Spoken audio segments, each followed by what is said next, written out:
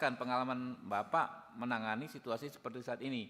Sudah P21, tiba-tiba ada satu perkara pidana yang belum masuk, kira-kira gimana Pak? Terima kasih Pak Ketua. Yang saya hormati Pak Kejati, Dirkrim Propam, Dir PPA dengan rekan-rekan dari rekan Komisi 13. Ya, kita mendengar bersama keprihatinan banyak orang, keprihatinan warga NTT, keprihatinan orang tua, keprihatinan masyarakat. Ini kasus serius, ini kasus nggak main-main.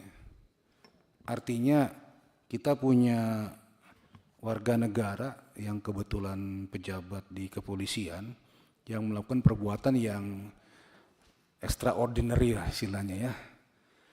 Melakukan perbuatan pelecehan seksual terhadap anak di bawah umur dengan pelanggaran banyak undang-undang, mengupload di media luar negeri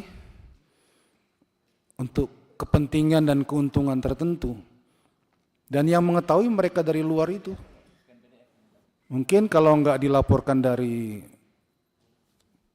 pemerhati luar negeri, menginformasikan ke Indonesia, kepolisian nggak tahu apa-apa ya, nggak terdeteksi Bu ya. Nah ini kita bersyukur ada link seperti itu. Nah di dunia internasional masalah yang ini itu sangat-sangat tabu, kelasnya paling atas kejahatan itu. Setelah itu baru kejahatan terhadap pajak. Tapi kejahatan tadi, pedofilia dan sebagainya itu kejahatan tingkat tinggi dianggap. Nah untuk itu kita jangan istilahnya main-main di sini, jangan setengah hati. Ini serius, ini masa depan peradaban bangsa. Ya, mohon maaf kalau saya bilang walaupun dia mantan polisi atau polisi saat ini masih, itu sakit ya. Itu termasuk orang sakit. Saya nggak tahu di BAP itu ada pemeriksaan psikologi nggak itu. Harusnya ada. Kategorinya sejauh mana penyakitnya itu. Ya, itu bukan hanya kejahatan seperti mencuri saja.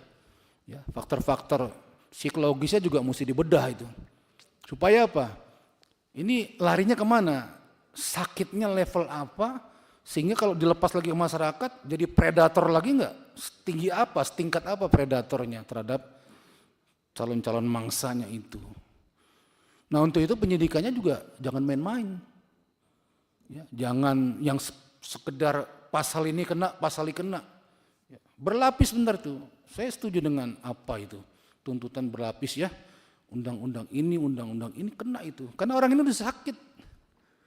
Susah ya. Kalau orang sakit fisik itu obatnya bisa dicari. Kalau udah sakit psikologis, tanda petik sakit jiwa, itu perlu mendalami yang sangat untuk menemukan diagnosanya, juga menemukan obatnya.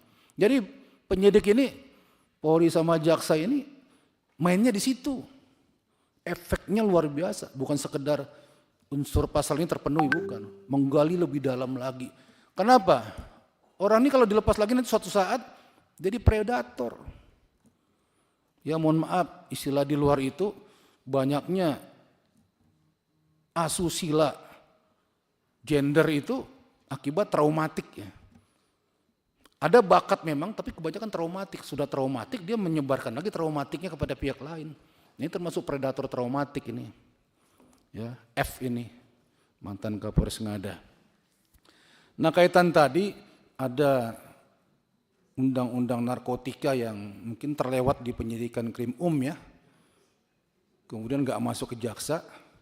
Nah ini coba dikoordinasikan mekanismenya. Pada split berkas kedua, termasuk juga tadi ada calon tersangka lagi yang ternyata mengikuti dalam proses awal, ya kan, perencanaan sampai kejadian perbuatan pidana itu. Bisa jadi dia dapat ongkos juga, dapat keuntungan juga dari proses itu. TPPO-nya bisa masuk itu. Ya. Nah, dikoordinasikan. Saya senang, bahagia, Komisi 3 senang, kita semua senang. Tadi Pak Kejati sudah P21 Pak ya. Tadi Bu Dir PPA juga sudah menyatakan P21. Namun ini jangan dilewatkan. Ya, tadi yang maksud ada tersangka yang mungkin terlewatkan, ada undang-undang narkotika yang nyata-nyata. Saya yakin SOP-nya itu ada. SOP-nya ada. Setiap orang yang patut diduga perbuatannya itu, tanda petik tadi ya, melakukan aseksual, pasti menggunakan obat-obat terlarang. Itu SOP-nya pasti dimintakan pemeriksaan tes urin. Ya, propos sudah. Saya nggak ngerti apa propos itu menggunakannya untuk dalam rangka kode etik saja, ya, tanpa harus dimasukkan pidananya, atau yang mengurusi pidananya kurang cermat. Ada narkobanya itu, masukkan juga. Minimal menyelusuri, kamu pakai narkoba itu dari mana, berapa banyak, sumbernya siapa, bandarnya siapa, bisa dikembangkan sendiri. Ya, mekanismenya ada itu. Saya yakin buat LP baru bisa saja ya untuk mengusut itu. Bisa diberikan ke Dinarkoba untuk pengembangannya. Ya. Kalau penuntutannya nanti dalam dakwaannya silakan Pak Kejati ya. Mekanismenya ada itu. Ya, ternyata ditemukan berikutnya di sidang pengadilan ada unsur narkoba dalam proses perbuatan pidana itu. Ya, mudah-mudahan dapat, saya yakin bisa itu. Itu juga memberatkan, bukan memberatkan karena kita mau sengaja beratkan, memang ada kejadiannya. Ya. Karena perilaku itu bisa dilakukan dengan cara-cara menggunakan narkotika. Nah, itu biasanya begitu memang, dan memang kenyataannya dibuktikan oleh Propam itu ada ya hasil tes urinnya positif.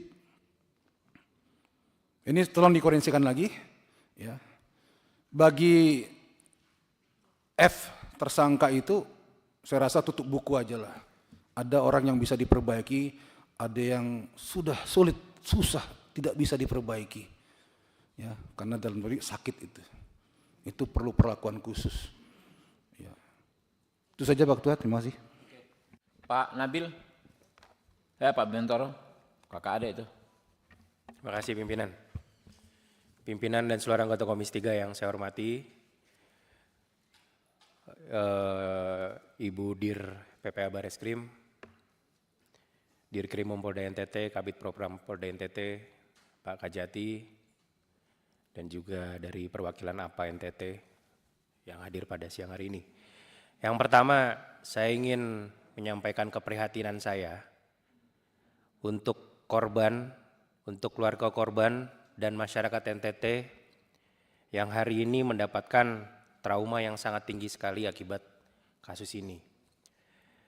Saya senang sekali tadi mendengar bahwa hari ini sudah ada titik terang bahwa kasus ini sudah P21. Saya mengucapkan terima kasih kepada Pak Dirkrimum, Pak Kabid Propam. Tetapi begitu tadi kita menyimak, mendengar berjalannya diskusi ini, akhirnya kita menemukan fakta-fakta baru yang bisa terbuka pada hari ini. Saya ingin bertanya, kenapa SOP yang sudah dijalankan pada saat pemanggilan oknum anggota di Bid Propam ataupun di Bid Paminal ini bisa terlewatkan hasilnya. Tadi salah satu contoh masalah narkoba. Ini seharusnya dari awal kan sudah bisa dijalankan, Pak. Saya sangat mengapresiasi betul dalam pengungkapan dan penyelesaian pemberkasannya. Tetapi tolong kepada Bapak sekalian, dan ini pun bisa menjadi pelajaran untuk kita semua, bahwa manusia ini tuh oknum, Pak. Jangan dibela lagi. Manusia ini oknum. Kita semua di Komisi 3 ini berusaha mati-matian untuk membangun dan untuk membantu menaikkan citra Polri, Pak. Tapi jangan dirusak oleh oknum seperti ini lagi, Pak. Jangan diberikan ruang, jangan diberikan celah. Walaupun mungkin kita pernah satu korps dengan dia, tapi saya ingatkan, saya pesan sekali lagi, jangan berikan mereka celah lagi, Pak. Hajar mereka, sikat habis-habisan semuanya, Pak. Dia ini udah menjadi penjahat yang keji. Kenapa saya bilang penjahat yang keji? Dia ini mantan APH, mantan pejabat, mantan tokoh masyarakat. Di mana lagi, Pak, rasa kemanusiaan itu? Dan ini mencoreng dan mencemarkan nama baik institusi, Pak. Tolong ini dijadikan pegangan betul bahwa kami di sini bukan mencari-cari kesalahan, tapi kita mengungkapkan fakta yang terbaik, yang benar itu seperti apa. Itu poinnya. Dan yang kedua, tadi kami sudah bahas masalah pembelajaran. Kami ingin memberikan masukan juga, jangan sampai nunggu viral dulu, baru semuanya dijalankan dengan baik. Kami ingin menekankan masalah waktu penyelidikan. Kami berharap Polri, terutama di sini, bisa benar-benar memaksimalkan waktu penyelidikan, transparansinya seperti apa, akuntabelnya seperti apa dalam rangka penyelidikan. Dan kami berharap ini pun pembelajaran untuk polda-polda yang lain. Apabila terjadi hal seperti ini lagi, tolong dari mulai waktu, dari mulai pengungkapan fakta, jangan ada ditutupi lagi. Sekali lagi saya sampaikan, manusia ini adalah penjahat yang keji, dan itu harus ditanamkan. Selanjutnya tadi pun disampaikan pun ada dugaan-dugaan tersangka lain. Mohon Pak, apabila memang nanti ini tidak bisa dijadikan satu paket berkas, mungkin bisa dijadikan juga berkas perkara yang lain lagi Pak. Jangan dikasih ampun Pak, sikat semuanya, masukkan lagi Pak. Apalagi apabila memang ada terbukti adanya dugaan perencanaan di situ, ada dugaan tersangka-tersangka lain, nggak mungkin Pak cuma 2 orang Pak, pasti ada yang turut serta juga, pasti ada yang membantu juga pada saat itu. Nah itu harus diungkap juga Pak. Ini Bapak mohon maaf, korbannya anak umur 5 tahun.